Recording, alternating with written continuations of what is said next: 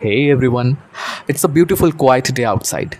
I'm all set with my compass, my ruler, and a fresh copy to shoot my first ASMR educational sub-vlog.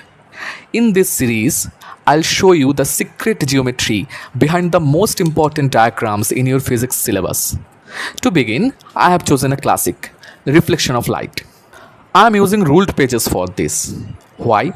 Because my primary audience, the CBSE Class 10 students, gets ruled copies in the board exams. In these videos, I'm going to show you how to turn those lines into your greatest advantage for parallel and perpendicular precision. Watch how I draw the plane mirror. I'm aligning the marks on my ruler perfectly with the lines on the page to ensure it's exactly perpendicular.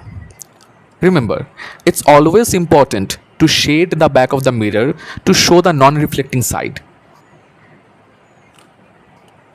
Now, let's find the point source and its image. We align the edge of the ruler with a rule on the page, coinciding the 4 cm mark with the mirror. Since the image must be the exact same distance from the mirror as the object, a small dot at 0 cm marks our source and another at 8 cm marks our image. Let's not lift the ruler. Remember, solid lines for reality in front of the mirror, dotted lines for the virtual path behind. Here's a professional tip. Draw the eye at the desired position before anything else. A point source emits light in every possible direction. We call these geometric paths rays, which is why we call this ray optics. But for our diagram, we only need 2 of those innumerable rays. We choose them for our convenience. One is the ray that enters our eye after reflection. So, drawing the eye now, that's a brilliant move. The eye is seeing the image.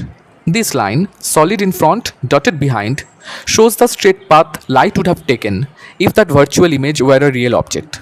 See where it intersects the mirror?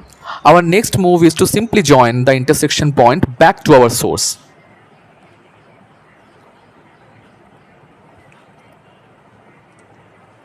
Now we mark the rays. This first one is normal incidence. It hits at 90 degrees and reflects right back. This second one is the path that hits the mirror and enters our eye. Let's name our key players. The mirror is MM prime, the source is P, and its virtual twin is Q. The 2 points of incidence, we'll call them O and O prime. And our caption, image formation of a point source by a plane mirror. Oh, wait, I almost forgot to name the eye before. And here is the complete diagram. Notice something? We didn't use a protractor once to make the angle of reflection equal to the angle of incidence. In fact, we won't be using a protractor for any of the diagrams in this series. Keep coming back to me until we have mastered every diagram in reflection, refraction, and beyond. See you in the next video. Bye.